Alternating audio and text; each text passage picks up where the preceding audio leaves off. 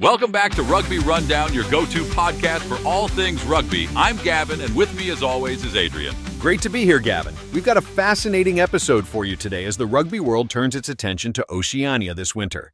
It's a tale of two tours, unfolding almost simultaneously.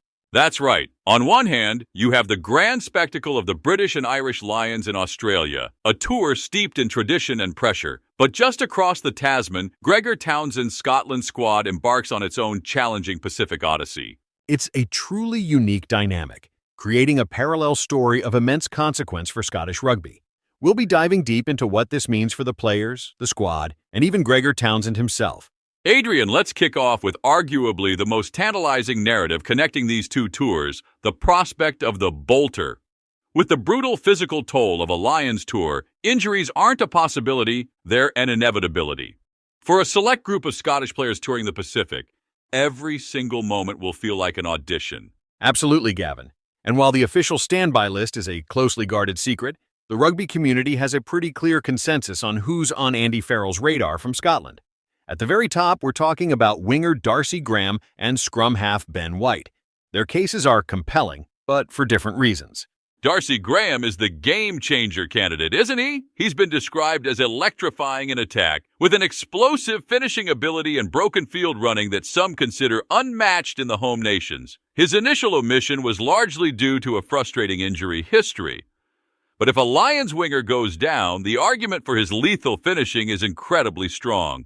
Exactly. He brings that pure X factor. Ben White, on the other hand, is your plug-and-play replacement. He's a consistently reliable operator at the base of the ruck, integral to Scotland's attacking strategy with his quick, precise distribution and dependable kicking. The third scrum half spot for the Lions was hotly debated, and White was right there in the mix. That puts him as the logical next cab off the rank if any of the three selected scrum halves face an injury. And it's not just those two, is it? Back rowers Jamie Ritchie and even tour captain Rory Darge were noted as unlucky to miss out. Though for Darge, being pulled from captaincy duties on a national tour would be extremely low likelihood. So Ritchie perhaps is a more plausible, albeit still outside, chance. Indeed. And the Lions have already shown this mechanism is active, with Xander Fagerson's heartbreaking injury leading to Finlay Bealham's call-up before the tour even properly started. Looking at positional vulnerabilities, wing is a key area. While the Lions have talent, the selection of Mac Hansen and Elliot Daly, both with recent injury or consistency concerns, opens a door for someone like Graham, who offers a more direct try-scoring threat.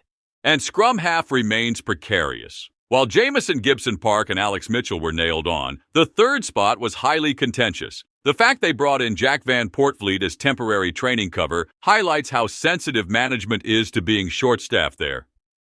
Ben White's high-level performance for Toulon makes him a highly credible alternative. Plus, with Farrell surrounding himself with coaches from the Irish setup, players who can quickly adapt to that system like White might hold an advantage. That's a great point, Adrian. But while the Lions drama plays out, the primary narrative for Scotland is very much internal. With 8 of their biggest stars away in Australia, this tour marks the definitive start of the next World Cup cycle. For the 36 players Gregor Townsend has selected, these matches against the Māori All Blacks, Fiji, and Samoa aren't just summer runouts. They're high-stakes auditions that will shape the squad for years to come. Exactly, Gavin. This is where the new guard steps up. Townsend has been explicit that the 2027 Rugby World Cup was on his mind during selection, and we see that clearly with the inclusion of 3 uncapped players, all of whom have been deliberately brought through national training camps. So, who are these fresh faces ready to make their mark? First up, Fergus Burke, the Saracens fly half.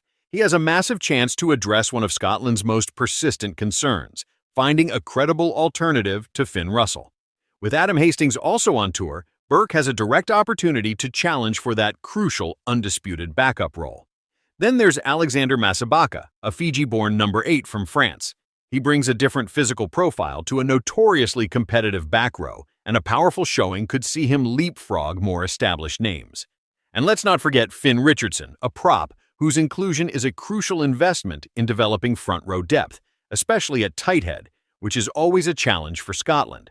And the biggest statement for this new guard has to be Rory Darge's appointment as sole tour captain. After sharing the role in the Six Nations, this is a huge vote of confidence. It's his chance to cement his status as a leader for the next generation, guiding a mixed squad through some uniquely hostile environments. Absolutely.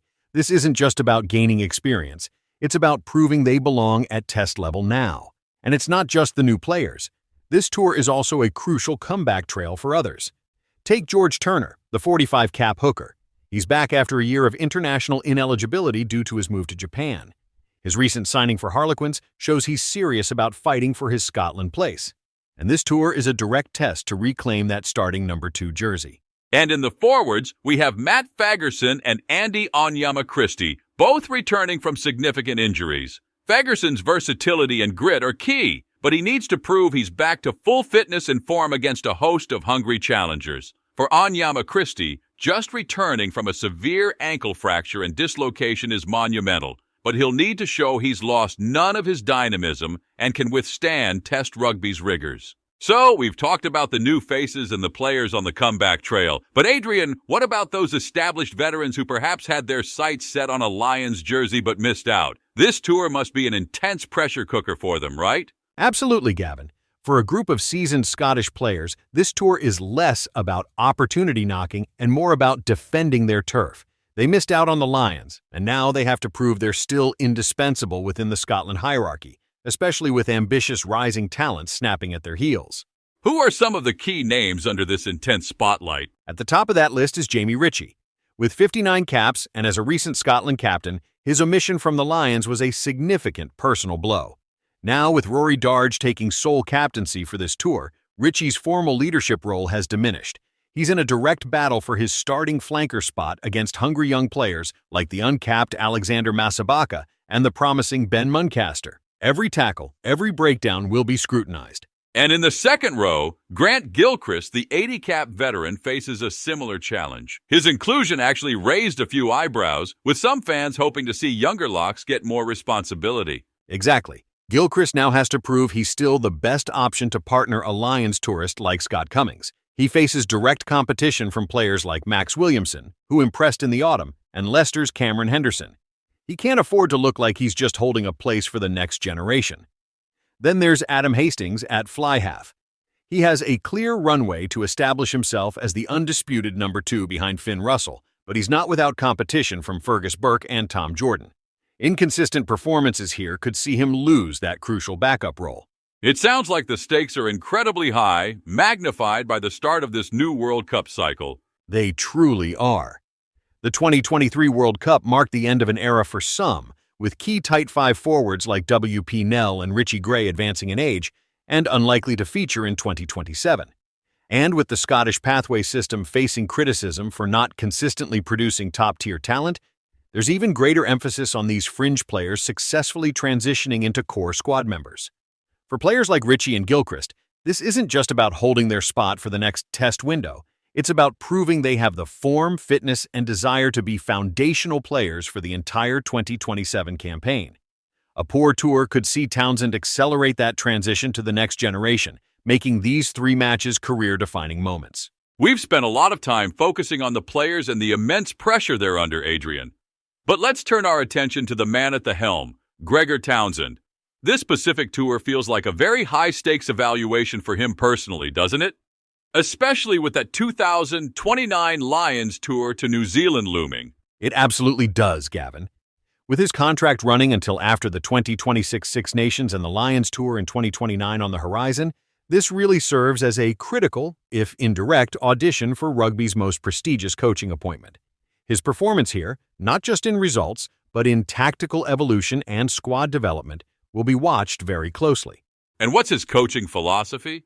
We know his Scotland teams are often described as exciting, but there have been criticisms too, right? That's right.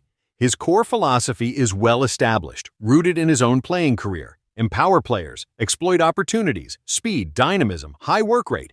His teams are renowned for their attacking intent, consistently favoring quick ball and playing to space.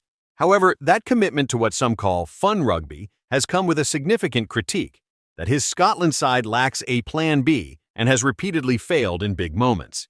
They often finish 3rd or 4th in the Six Nations, accused of being unable to win ugly or being overpowered by more physical opponents.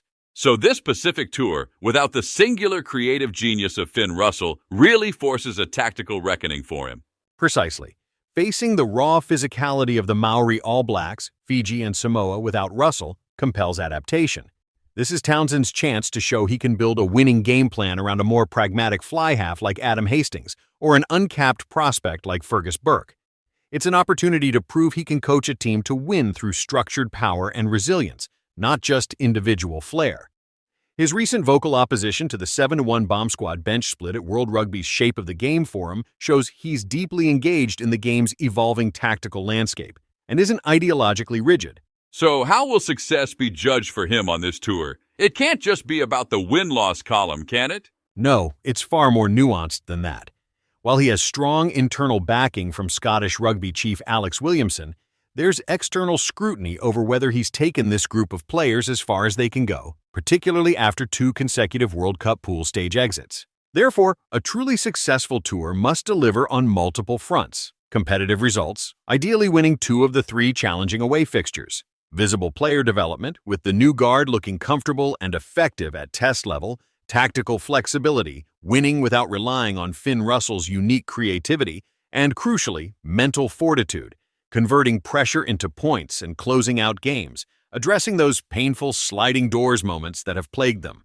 So, this is a pivotal moment in his long-term campaign for that 2029 Lions head coach role. He's got an impressive CV already. A test-winning Lion as a player, professional 12 title with Glasgow, historic Scotland victories, and even served as Lions attack coach in 2021. Absolutely. His resume is outstanding, and he was considered a firm second favorite for the 2025 job behind Andy Farrell. However, the primary obstacles to his candidacy remain the lack of a major international trophy, like a Six Nations title, and that World Cup record. It's fostered a perception of him as a coach of a team that's nearly there, exciting and competitive, but ultimately falling short when stakes are highest. An impressive series here with an evolving Russell-less squad directly counters those main criticisms. It would demonstrate his ability to build depth from a smaller player pool, win difficult away matches against physically imposing opposition, and evolve tactically to win without his primary creative force. This could transform his narrative from fun but flawed to a proven, adaptable winner, placing him firmly at the front of the queue for 2029. And so, as the winter sun sets over the Pacific, it's clear this Scotland tour is far more than just a summer runout. It's a true crucible. Absolutely, Gavin. It's about player opportunity, the forging of a new guard, the return of seasoned pros, and ultimately a high-stakes audition for Gregor Townsend himself. The future of Scottish rugby and perhaps the Lions is certainly taking shape in the South Pacific. A fascinating storyline to follow. That's all from us on this episode of Rugby Rundown. Thanks for tuning in. We'll catch you next time.